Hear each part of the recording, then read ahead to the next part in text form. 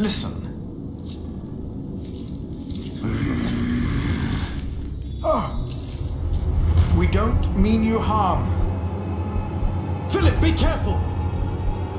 Damn it. Philip, throw me a stone.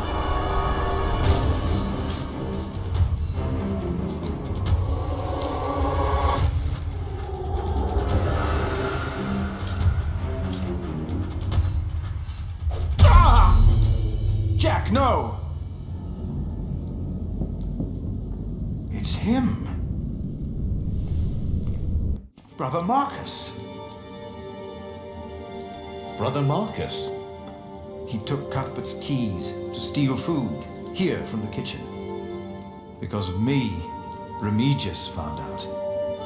And he left. We never saw him again. Looks like he came back.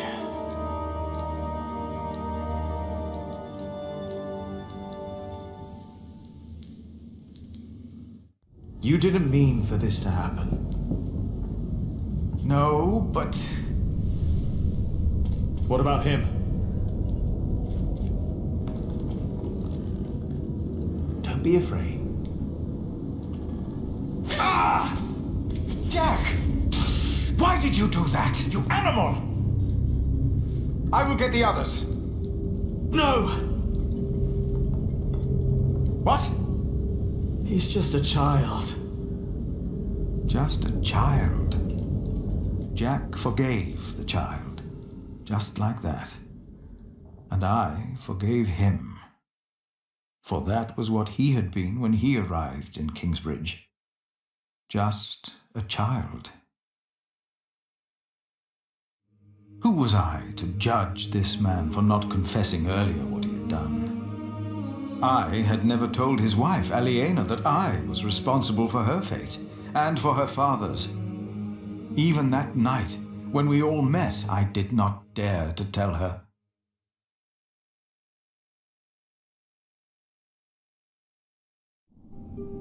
The walls of Kingsbridge weren't enough anymore. The outlaws had found a way in. We weren't safe in our homes.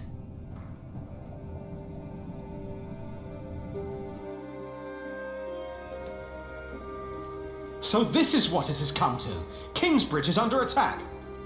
Why didn't Uncle Richard chase them away? Why? Now, do not exaggerate. This is not a siege. We only saw 2 of them, and one of them was a child. But they almost killed you.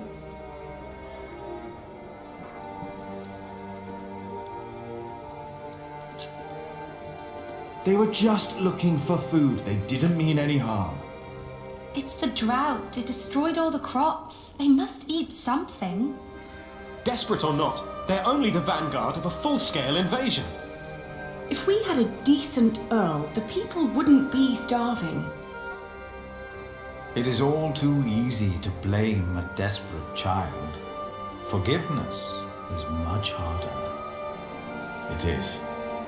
But forgive we must. Can you? Forgive, I mean. I already have. Hamley is the reason for this. He's to blame. It's that simple.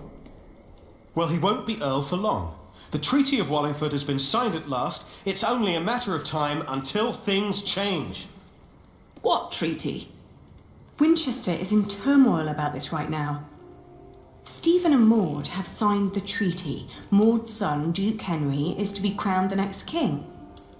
And, by agreement, all lands are to be returned to their previous owners. But Stephen will continue to rule as long as he lives. The earldom will be ours again. It will not. Why the bloody hell not? Bloody hell. Language? No one will enforce this until Stephen is dead. What is to be done then?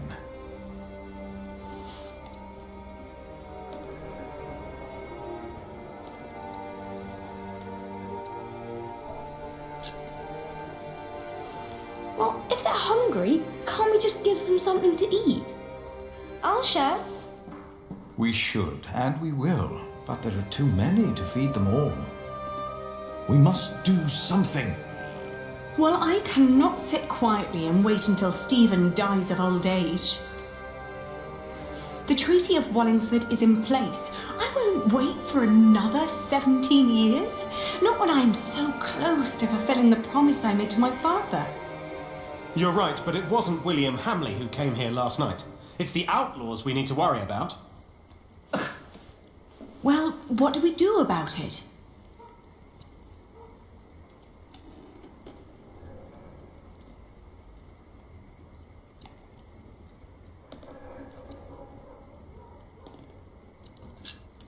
They too are victims. We must show compassion. If we defend Kingsbridge, we must cause as little harm as possible, or better, help as many as possible. Things will only get worse if we don't find a way to deal with Hamley. What about his mother? I've heard that Hamley still listens to her, that she still has a say in Earl's Castle. Yes, let's tell his mother. If we spoke to Regan Hamley, we might not need a physical confrontation at all. That'll never work. We have to assault them and take back our father's castle. Even if that means fighting alongside the outlaws. I don't like either choice, to be honest. Neither do I. So, what do you think, Aliena?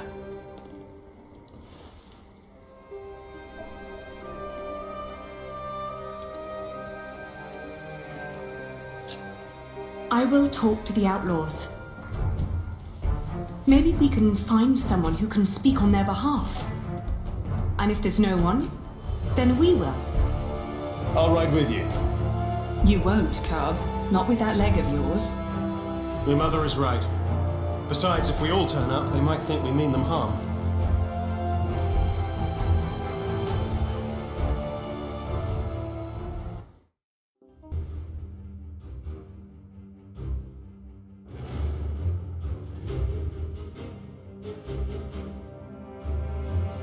Our hopes of meeting allies on the road to Shiring were fading with every mile. The only people we saw were sitting by the side of the road, broken and starving. Shiring was riddled with death and despair. I'd heard that Wigley had just been raided by outlaws, leaving them almost entirely without cattle. Maybe someone there knew where the raiders had come from. But Calford, on the other hand, had a recent falling out with William Hamley. There was a chance that they would be quick to join our resistance.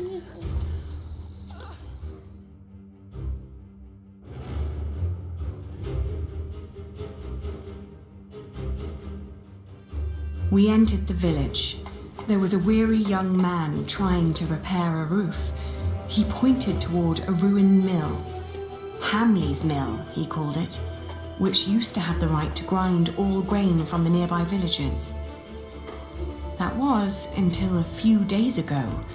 Hamley had come to collect his share and, due to the famine, was met with empty coffers. Enraged, he'd killed the miller and had taken every last bag of flour belonging to the starving people of Calford. Many had fled into the forest, desperate for their lives.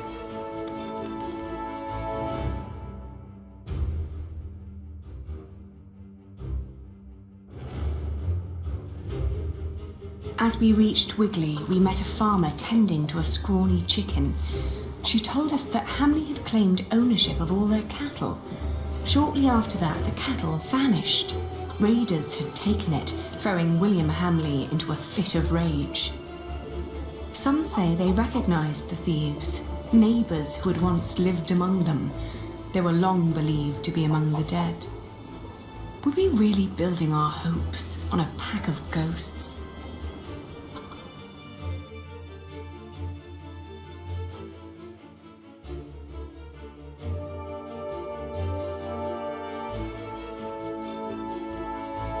The fields of Huntley spurred fond memories.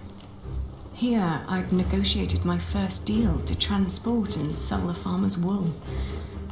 Now the meadows had turned to straw and the sheep were dead. Soon we reached Uncle Simon's abandoned hut. Our horses needed rest, so we wanted to leave them there while we looked around on foot.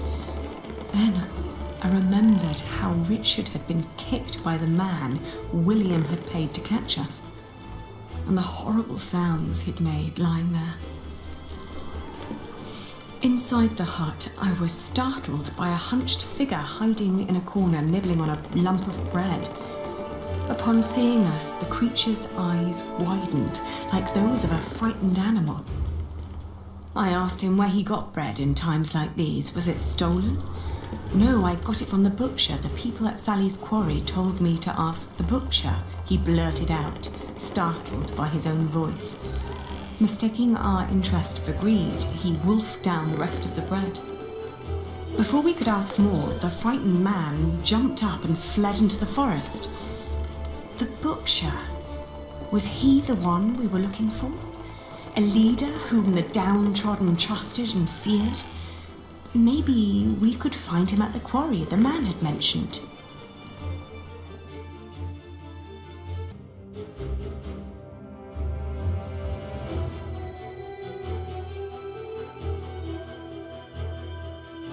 On the road to Shiring, a shrouded figure jumped into our path. It was an outlaw. Fumbling a blunt sword once fit for a knight, he demanded our horses and coin. Richard calmly pulled out his own sword, shutting the man up immediately.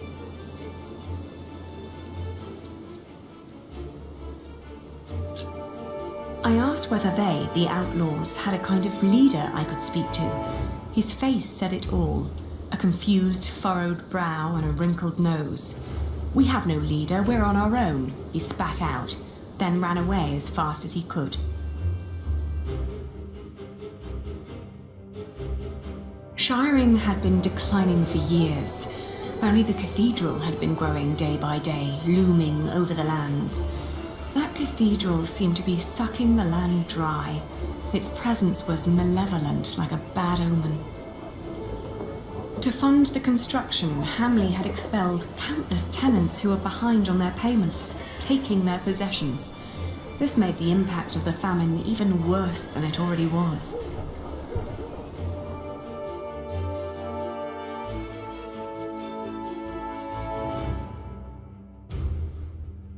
The abandoned quarry was teeming with activity. Many poor souls were gathering around a fireplace, boiling a stew from meat and turnips.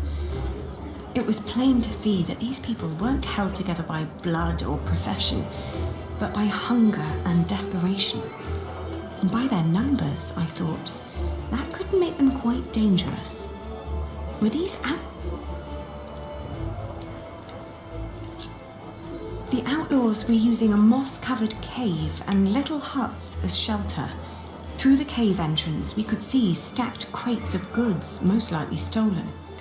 The outlaws were of varying ages and seemed almost peaceful in their little haven. Suddenly, we were startled by a shout. "Who are you?" a boy demanded with anger in his eyes. All eyes darted towards us. Their reactions were as varied as their faces. Some looked afraid, curious, and confused. Others were full of hatred and contempt.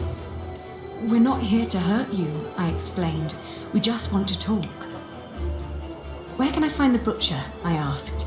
Their faces expressed anger and fear. I explained that we were looking for food. They told us that the butcher was still in Monksfield, but that meat would come every couple of days. I said that wouldn't be a problem, not knowing what they meant. It looked like our path would lead us back to Monksfield.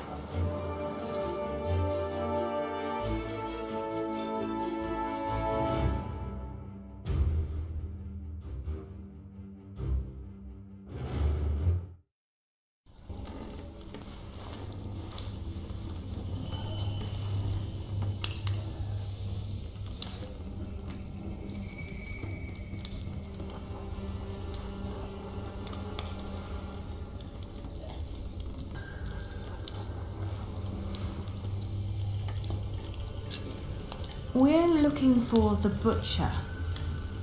The butcher of Monksfield has long since moved away. Damn, I can't believe it.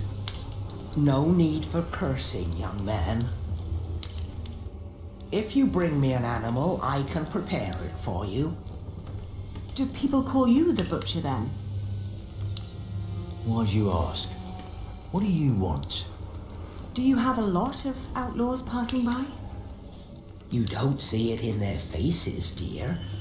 But we all have been failed by the law and our leaders. Don't you agree? I asked because we feel the same way.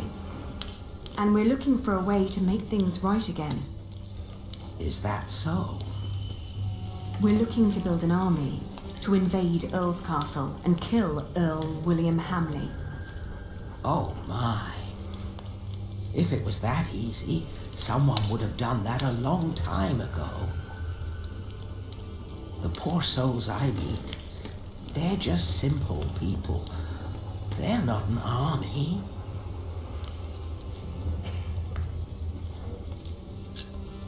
We would lead them. I'm a knight. I know how to turn ordinary men into fighters. In their condition, most of them can barely kill a chicken, let alone a man. These people are mothers, fathers, hard workers, yes, but they are not soldiers. We'd reward them if they helped us. You must know we are the rightful heirs to Earl Bartholomew of Shiring, and would show ourselves very generous.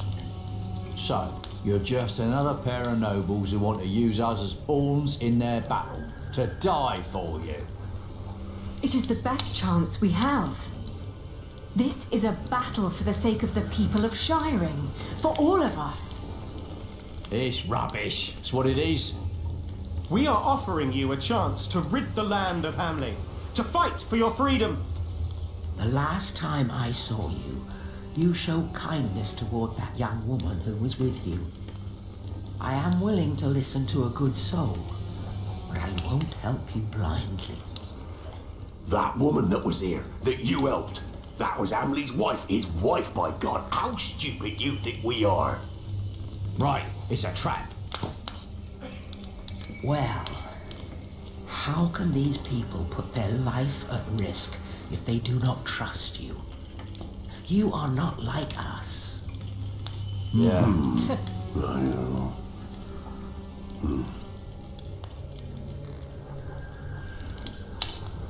Oh, I know what it's like to live in poverty. And just like you, we had William Hamley to thank for it. But I also know that if one fights the right battles, that things can change for the better. But they're starving, my child. They are weakened by poverty, hunger, and illness. Who are you to think you can face William Hamley? Yeah. You! Who do you think you are?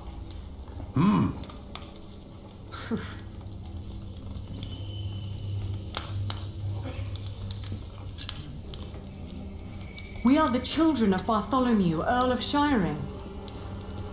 Our father once ruled with a firm but benevolent hand. You must remember how good you had it. Well, better than now, but that's easy. He did have guts, though, trying to take on Stephen. So, you are his daughter and son, you say? Yes, all we know we learned from him. Yeah, good point. Yeah. Yeah!